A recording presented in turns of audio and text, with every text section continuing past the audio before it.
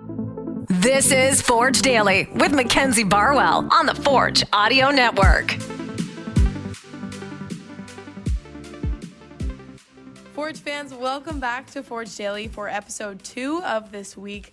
Today is August 29th, 2023. I'm your host, Mackenzie Barwell, here to give you all things Forge FC. The players are back out on the pitch for training this morning, but I spoke too soon yesterday when I said they had the day off because I caught some of them playing spike ball on my way out, and it looked pretty competitive, so that's a conversation that I'll have to have with either Noah Jensen, Seba, or Tristan Borges later on this week. But in today's episode, we will go over an exciting announcement made about the SparkSummit, as we are now just 2 weeks away from the event and Forge's home match against Valor FC. I was also joined by Shannon Connolly, who has been on the show before. She's got some great insight as to what exactly this panel will be and how it differentiates from the first one, as well as who will be talking. So we'll get to that eventually, but first, I wanted to include a conversation that happened in the CPL newsroom between Kristian Jack and Charlie O'Connor Clarke. Because if you're a long-standing Forge fan, this will be something that's probably gone through your mind. A few days ago, they discussed whether or not Forge should be concerned with some slow starts that they've had to their games this season. Because looking at some statistics, Forge has been leading games only 24% of the time this season and then trailing almost 23%. So very, very close numbers. That said, they have been known to work their way out of situations like this one, having 11 points recovered from losing positions. And I'm not going to lie, in talking to some of the players, I found that this is a common theme where they acknowledge that these small lapses in judgment have led to consequences that are reflected in the scoreboard. Here's what Charlie said about those numbers. This is one of those games for me where I look at it and I think about Forge and I almost feel like a broken record again in terms of talking about how Forge are able to find a way back into the game like pretty much no other team can in the CPL. They do find that extra gear, but at this point, this late in the season, I think I would be concerned that it takes going behind for them to find that extra gear. Right. At times. This is something we talked about with Pacific actually a few weeks ago when Amir Didic brought it up because they kept getting scored on early and having to wake up later in games. This has happened quite a few times for Forge this year where they will fall behind and whether it was against York or Halifax this time, or I think there was the Valor game earlier in the year even, where they will concede even in the first half despite playing in many of these instances the better football on the day and having the better chances in the game, but still it's that one moment that they fall behind and then they have to fight their way back into it, and then they just make their own lives more difficult than they need to be. And I think that's something that will be increasingly frustrating for this club and for Bobby Smirniotis. But interestingly enough, Forge are still tied for second despite the reality of the 2023 season.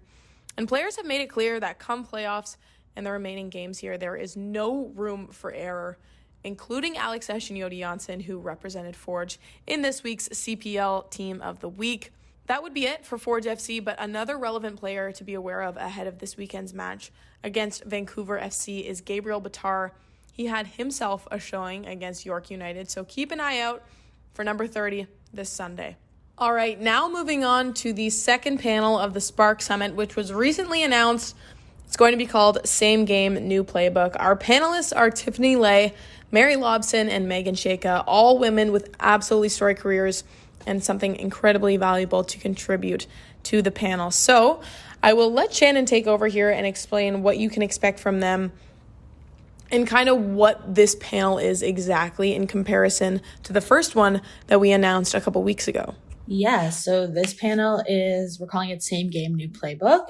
And we're talking about industry trends, how the sports world is evolving. And then each of these women on the panel have a career that kind of has either adapted with the sports world or helps the sports world adapt. So we have Tiffany Lai, who's the senior brand and creative manager with the CFL. And if anything's, and part of the sports industry that's ever changing and adapting, it's the marketing world. And so Tiffany's work, she's in the CFL now, but she also has experience in the NBA and with Maple Leaf Sports and Entertainment, just kind of, working with different brands and making sure everything is, up to date, staying part of the current landscape. So Tiffany has a lot of experience there.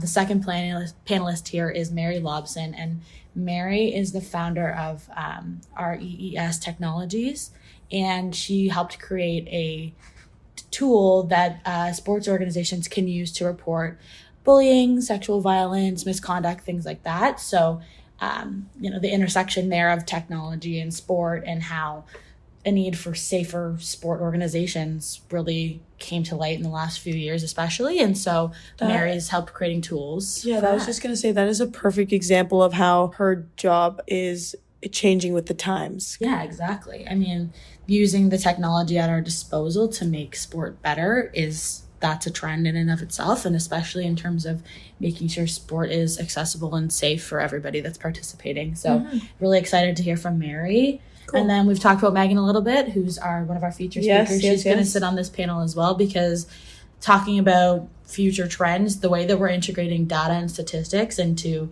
both the on-field element and the front office, that changes every day, and there's always new ways to dig into the data. So excited to hear Megan speak on that a little bit as well. A huge thank you to Shannon for taking the time to share her knowledge on this event and our panelists. September 9th will be a big day here at Tim Hortons Field.